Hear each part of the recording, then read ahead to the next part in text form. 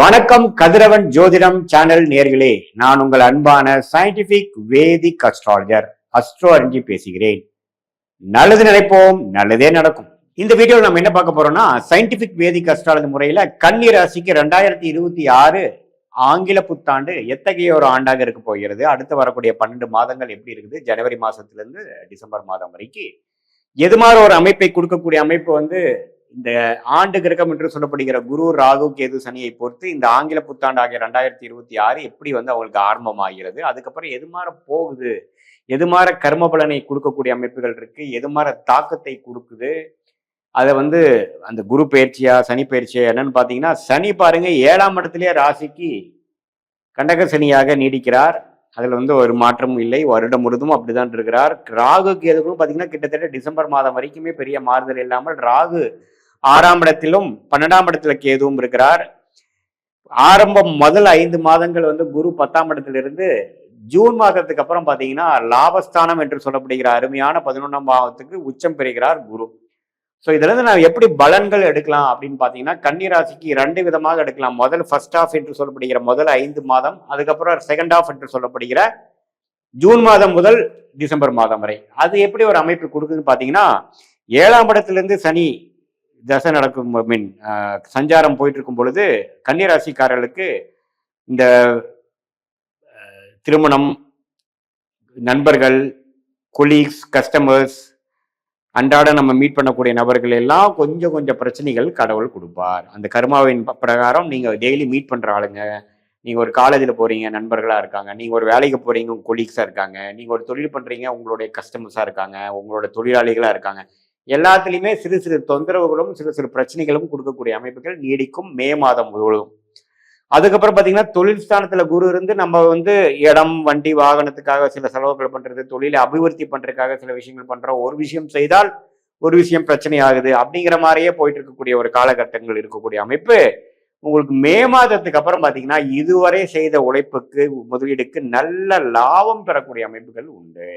எப்பவுமே குரு 11ஆம் இடத்துக்கு போகும்போது நல்ல அமைப்பை கொடுப்பார். என்ன கொடுப்பார்? இதுவரை நீங்க கடந்த 1 வருஷம் 2 வருஷமா என்னென்ன திட்டங்கள் தீட்டி நீங்க செயல்பட்டீங்களோ அதுக்கு வேணுங்கிற பலனை கொடுப்பார், லாபத்தை கொடுப்பார், அது வேணுங்கிற ரிட்டர்ன்ஸை கொடுப்பார். அதை எடுத்து நீங்க சாதகமான சில பிரச்சனைகளை நீங்கள் சால்வ் பண்ணிக்கணும். குடுக்கல் வாங்கல் பிரச்சனையை சால்வ் பண்ணிக்கணும். லோன் இருந்ததுன்னா கொஞ்சம் குறைச்சிக்கணும். அது மாதிரி விஷயங்கள் பண்ணுக்கணுங்கிறதா ஜோதிட ஆலோசனை. ஏன்னா சனி 7ஆம் இடத்துல இருந்து பார்த்து ஜாதகரை ஸ்ட்ரெஸ்ஃபுல்லாவே வச்சிருக்கக்கூடிய அமைப்புல, சரி பரவாயில்ல இந்த பணத்தை எடுத்து இன்னுமே அபிவிருத்தி பண்ணுவோம்னு போனோம்னா அது இன்னுமே ஸ்ட்ரெஸ் அதிகமாகவும் நம்மளுடைய வேணுங்கிற ஆதாயத்தை நம்ம பெற முடியாம போயிடும். அதனால ரொம்பவே பார்த்தீங்கன்னா இன்னுமே சில விஷயங்கள் ஓரளவுக்கு லாபங்கள் வர காலத்துல நம்ம லாபத்தை எடுத்து சில பிரச்சனைகளை சால்வ் பண்ணிட்டு அடுத்த வரக்கூடிய காலகட்டத்துல நீங்க முன்னேறக்கூடிய பாதைக்கு போகக்கூடிய அமைப்புகள் தேவைப்படுது. குழந்தைக்கு பேரு எதிர்பார்க்கிற தம்பதியர்கள் குழந்தை பேரு வரக்கூடிய அமைப்புகள், திருமண தடைகளால் பாதிக்கப்பட்டவர்கள் திருமண விஷயங்கள் திடீர்னு நடக்கக்கூடிய அமைப்புகள், அதே சமயத்தில் காதல் கல்யாணம் பண்ணிட்டு காதல் செய்து கொண்டு நம்ம பெற்றோர்களின் சம்மதம் இல்லாமல் இருக்கிறவங்களுக்கு திடீர் சம்மதம் கிடைக்கக்கூடிய அமைப்புகள் என்று நல்ல நல்ல விஷயங்கள் நடக்கக்கூடிய அமைப்புக்கு ஜூன் மாதத்திலிருந்து நல்ல பலனை எதிர்பார்க்கலாம் கன்னிராசிக்காரர்கள். ஸோ இளைய சகோதரனால சில பிரச்சனைகள் போயிட்டு இருக்கு, மூத்த சகோதரனாலும் பிரச்சனை போயிட்டு இருக்குதுங்கிறவங்களுக்குலாம் பார்த்தீங்கன்னா அந்த சகோதர பாவங்கள் ஓரளவுக்கு பாசிட்டிவா வர்றது, சோஷியல் லைஃப் இம்ப்ரூவ் ஆகுறது, கொஞ்சம் நம்ம டோட்டலாகவே யாரோடையும் பழக முடியாம ஒரு மாதிரி பிரச்சனைக்குள்ளேயே நம்ம இருக்கிறோங்கிறப்ப பார்த்தீங்கன்னா சில பிரச்சனைகள் சால்வ் பண்ணி ஒரு ஜனரஞ்சக வாழ்க்கைக்கு நம்ம போய் இப்போ சோஷியல் லைஃப் இம்ப்ரூவ் ஆகுறது, ஒரு ஃபங்க்ஷனுக்கு நம்ம ஒரு ஃபங்க்ஷன் நடத்துறது, சுப விஷயங்கள் நம்மளுடைய வீட்டில் நடக்கிறது, சொந்தக்காரங்களாம் உங்க மேல கொஞ்சம் பெருமைப்படுற மாதிரி சில விஷயங்கள் நடக்கிறது, நல்ல பேர் வாங்குறது, தொழில ஜெயிக்கிறது, லாபம் பெறுவது, வேலையில ப்ரொமோஷன் ஆகுறது, காம்படிட்டிவ் எக்ஸாம்ஸ் கிளியர் பண்றவங்களுக்குலாம் கிளியர் பண்றது, வேலையில போய் ப்ரொமோட் ஆகுறது, ஆல்ரெடி ஒரு பொசிஷன் இருக்கிறவங்க அடுத்த லெவல் போறது அப்படிங்கிற மாதிரி நல்ல சாதகமான பலன்களை கொடுக்கக்கூடிய ஒரு அற்புதமான காலம் ஜூன் மாதத்திலிருந்து இருக்குங்க. அதை நல்லா யூஸ் பண்ணிக்கணும். ஆனா என்னதான் இருந்தாலும் 7ஆம் இடத்துல இருக்கக்கூடிய சனி பார்த்தீங்கன்னா சிறு சிறு தொந்தரவுகள் உறவுகள் விஷயத்திலையும் தொழில் விஷயம் வேலை விஷயத்திலையும் கொடுக்க தான் செய்யும். அதெல்லாம் நீங்க பொருட்படுத்தாமல் மேற்கொண்டு போய்கொண்டே இருக்கணும். ஒரு லாபம் வந்ததுன்னா அந்த லாபத்தை கவுண்ட் பண்ற மாதிரி சில நல்ல முதலீடுகளோ ஒரு கடனை அடைத்தலோ அது மாதிரி சில விஷயங்கள் செய்து கொள்ள வேண்டும். அதையே இன்னும் திருப்பி பிஸ்னஸ்லேயே போட்டு போட்டு பண்ணும் பொழுது உங்களோட ஆதாயம் வந்து நீங்கள் எடுத்துக்க முடியாமல் போயிடும். அதை நீங்கள் பார்த்துக்குங்க. மற்றபடி பார்த்தீங்கன்னா மாணவர்களுக்கு ஜூன் மாதம் அடுத்த இந்த அகாடமிக் இயரோட அடுத்த அகாடமி இயர் நல்லா படிக்கக்கூடிய அமைப்பு இருக்குது. இந்த வருஷத்துக்கு சுமாராக தான் படிக்கிறான், முதல் மாற ஒரு எனர்ஜெட்டிக்காக இல்லை, கொஞ்சம் சோர்வு அடைஞ்சிடறான்னா அடுத்த வருஷம் இன்னுமே வந்து பிரகாசமாக இன்னும் கொஞ்சம் உத்வேகமாக அவனே எடுத்து படிக்கிறான், அவனே நல்லா மார்க் வாங்குறாங்கிற மாதிரி ஒரு அமைப்புகள் கொடுக்கக்கூடிய அமைப்புகள் உண்டு. மற்றபடி நல்ல விவசாயிகள் இருக்கிறவங்க, மெக்கானிக்கல் மிஷினரி லைனில் இருக்கிறவங்க, இரும்பு சம்பந்த தொழில் இருக்கிறவங்களுக்கெல்லாம் இதுவரை பெரிய லாபம் இல்லாமல் நஷ்டத்தில் ஒரு பிரச்சனையாக போயிட்டு இருந்தவங்களுக்குலாம் ஜூன் மாதத்துலேருந்து ஓரளவுக்கு லாபங்கள் பெறக்கூடிய அமைப்புகள், ஓரளவுக்கு பிரச்சனையை சால்வ் பண்ணிட்டுண்டா சாமிங்கிற மாதிரி சில நல்ல விஷயங்கள் நடக்கக்கூடிய அமைப்புகள் இருக்குது.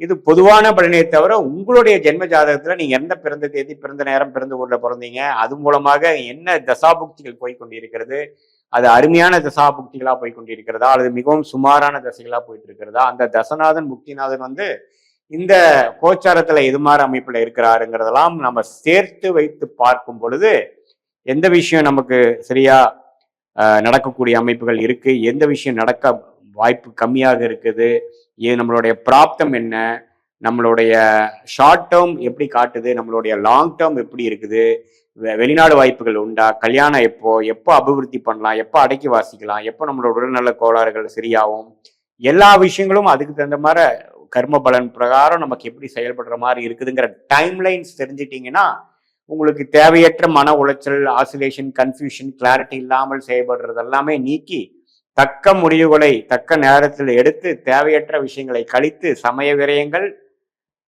பொருள் விரயங்களை தவிர்த்து வாழ்க்கையில வந்து என்ன பிராப்தங்கள் உங்களை காத்து கிடைக்கிறதோ, உங்களுடைய முதன்மையான தொழில் என்ன டொமைன் உங்களுக்கு ஒர்க் அவுட் ஆகும், என்ன உயர் படிப்பு உங்களுக்கு ஒத்து வருது, அரசு வேலையா, பிரைவேட்டா அல்லது பிஸ்னஸா, திருமணம் செய்வதற்கு சரியான நேரம் எது, நமக்கு லேட் மேரேஜா, ஏர்லி மேரேஜா, அல்லது இது மாதிரி வாழ்க்கையில முதல் திருமணம் நடந்து சில பாதிப்பு உள்ளானவங்களுக்கு இரண்டாவது திருமணம் இருக்கா, நமக்கு எப்போ நடக்கிற வாய்ப்பு இருக்கு, குழந்தை செல்வத்தை எதிர்பார்க்குறவங்க குழந்தை செல்வம் எப்போ வரும், எந்த மாதிரி டைம்ல நம்ம கரெக்டான ட்ரீட்மெண்ட் எடுத்துக்கலாம் அப்படிங்கிற போன்ற பல விஷயங்கள் பார்த்தீங்கன்னா இந்திய வேத ஜோதிடர் அடிப்படையிலான சயின்டிபிக் வேதிக் அஸ்ட்ராலஜி முறையில நாம பார்த்து எந்த விதத்தையும் மிகைப்படுத்தாமல், பயந்து கொள்ளாமல், எதையுமே இல்லாத விஷயத்தை இருக்கிற மாதிரி நம்பி பரிகாரங்கள் அது மாதிரி விஷயத்துல வந்து பொருள் செல்வங்கள், சமய விஷயங்கள் எல்லாம் வீணடிக்காமல் எது நமக்கு காத்திருக்கிறதோ அந்த விஷயத்தை மட்டும் செய்து தேவையற்ற விஷயத்தை அவாய்ட் பண்ணி வாழ்க்கையில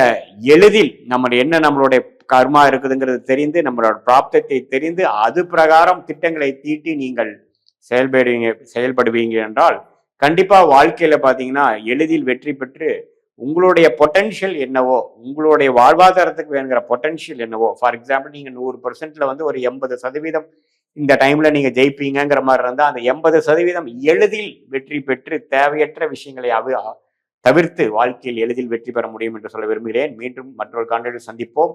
நன்றி, வணக்கம்.